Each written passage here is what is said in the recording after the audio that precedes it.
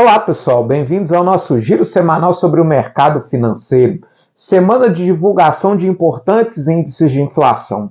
Nos Estados Unidos, os dados do emprego mostraram uma economia americana forte. Enquanto isso, aqui no Brasil, o caso do Banco Master ainda continua dominando o noticiário. Começando falando sobre a inflação, aqui no Brasil foi divulgada a nossa inflação oficial, medida pelo IPCA. Registrou alta de 0,33% no mês de janeiro, levemente acima da expectativa do mercado de 0,32%. No acumulado nos últimos 12 meses, a nossa inflação está em 4,44%, ainda abaixo do teto da meta de inflação. Nos Estados Unidos foi divulgado o CPI, a inflação ao consumidor. Registrou alta de 0,2%. Abaixo do 0,3% esperado pelo mercado. Por lá, nos últimos 12 meses, a inflação ao consumidor acumula alta de 2,4%.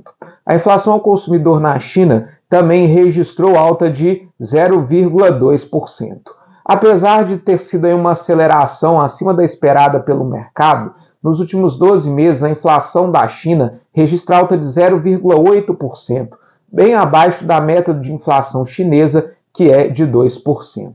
Já na Argentina, a inflação voltou a acelerar, registrou alta de 2,9% no mês de janeiro e acumula nos últimos 12 meses uma alta de 32,4%, mostrando que o trabalho de Javier Milei para conter a inflação na Argentina ainda está longe de acabar.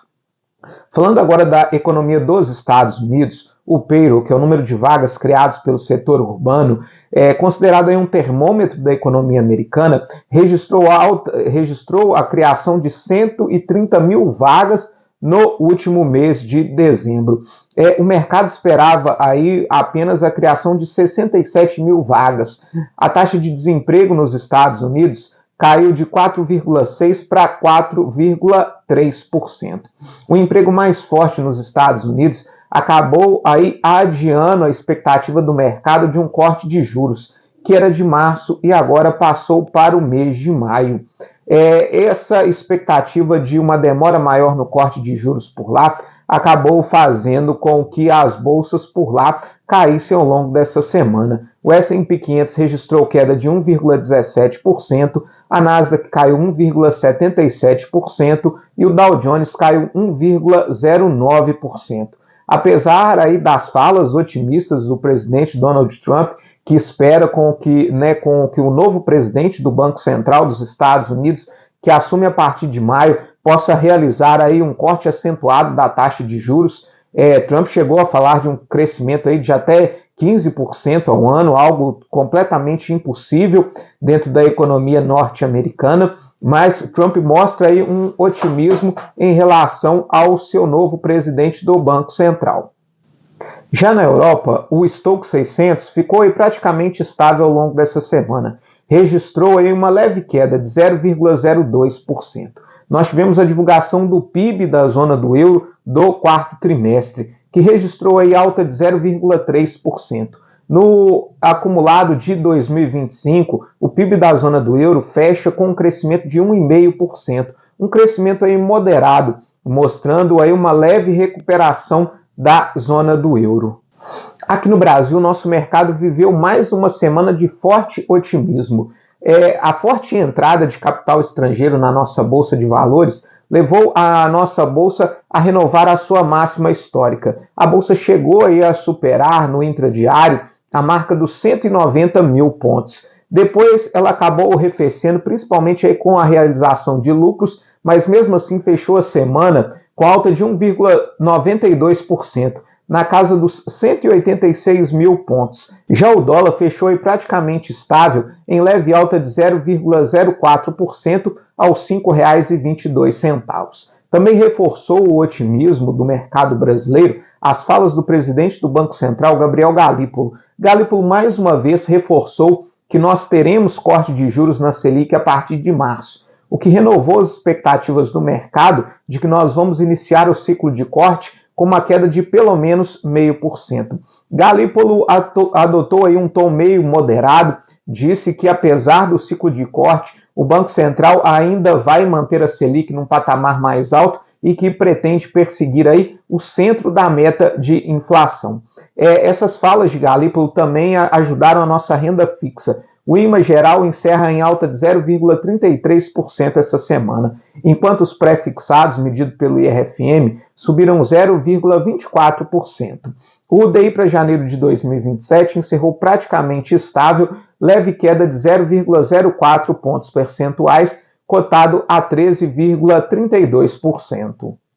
Já no mercado das commodities, o petróleo fechou em queda de 0,44%, cotado a $67,75 no barril Brent, referência para a Petrobras. Já o minério de ferro encerrou em queda de 0,45%, com a tonelada cotada aos $99,66.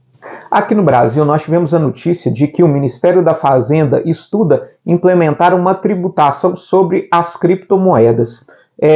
O objetivo seria a implementação de IOF de 3,5% sobre as operações de cripto. Segundo o Ministério da Fazenda, essa tributação visa aí criar justiça tributária em relação ao mercado de câmbio, já que hoje as operações de compra e venda de moeda estrangeira são tributadas em 3,5%. E quando essas operações são realizadas via criptomoedas, não existe qualquer tipo de tributação. Nós tivemos ainda a divulgação das vendas do varejo de dezembro, que decepcionaram e registraram queda de 0,4%. No campo político, nós tivemos as falas do presidente da Câmara, Hugo Motta, que colocou o fim da escala de trabalho 6x1 como uma prioridade para esse ano. Segundo Hugo Motta, esse projeto deve ser aprovado aí na Câmara até o mês de maio. Hoje existem várias propostas sobre essa escala em tramitação no Congresso Nacional. Hugo Motta apensou duas PECs, uma do deputado Paulo Paim, que é do PT do Rio Grande do Sul, e outra da deputada Érica Hilton, que é do PSOL de São Paulo, que tratam sobre o mesmo assunto, e essas duas propostas começaram a tramitar na Comissão de Constituição e Justiça da Câmara dos Deputados. Existe também a possibilidade de o governo federal enviar uma proposta aí de um projeto de lei para o Congresso, também tratando dessa escala de trabalho. Essa proposta visa aí acabar com a escala de trabalho 6 dias trabalhado, 1 de folga, além de reduzir a jornada de trabalho sem a redução dos salários. A proposta enfrenta aí forte resistência, principalmente do setor produtivo, que alega que haverá aí um aumento dos custos de mão de obra e também aumento dos custos de produção, o que pode impactar diretamente no aumento da inflação.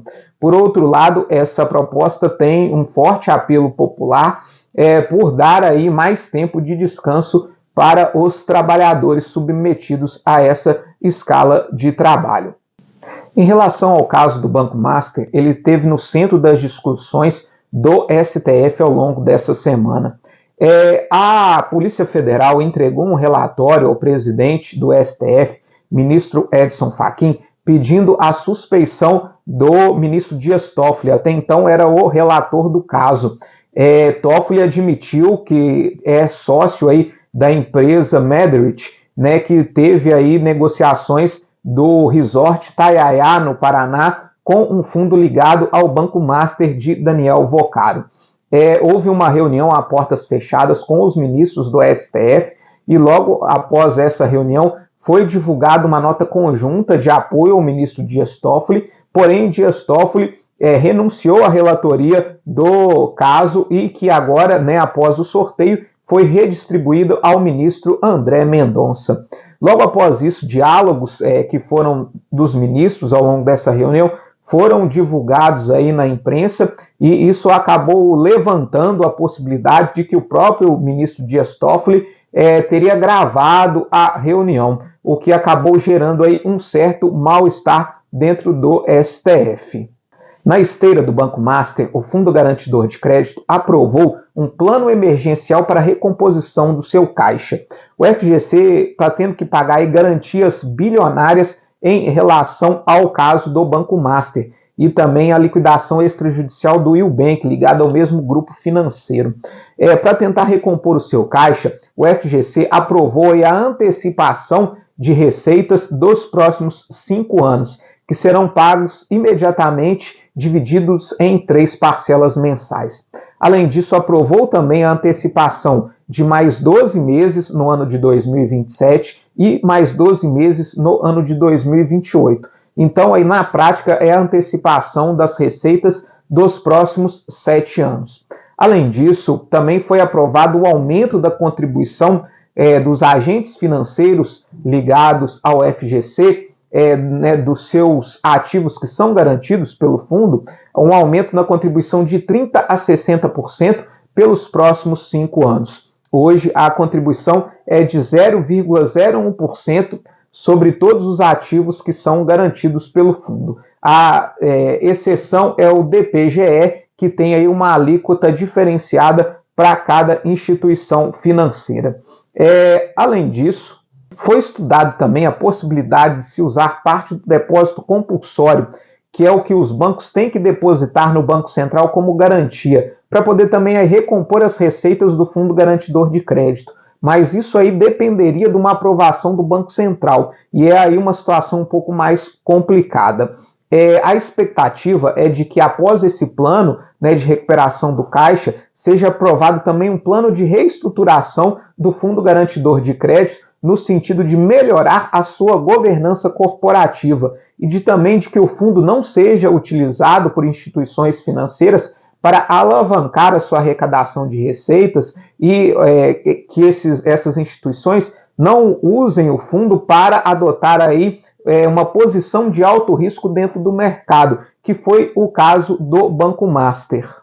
Para a semana que vem, nós temos o feriado de Carnaval no Brasil, que mantém as bolsas fechadas aí até a próxima quarta-feira. A China também vai estar fechada ao longo de toda a semana devido ao Ano Novo Lunar, o que deve tirar aí a liquidez dos mercados. Mas mesmo assim, aqui no Brasil, nós temos a divulgação do IBC-BR, Índice de Atividade Econômica, considerado uma prévia do nosso PIB. Nos Estados Unidos, sai o PCA, a inflação de consumo, que é utilizada pelo FED para balizar a sua taxa básica de juros. Enquanto isso, Rússia, Ucrânia e Estados Unidos voltam à mesa de negociação para tentar chegar a uma solução para o fim da guerra entre Rússia e Ucrânia. Esse encontro acontece em Genebra, na Suíça.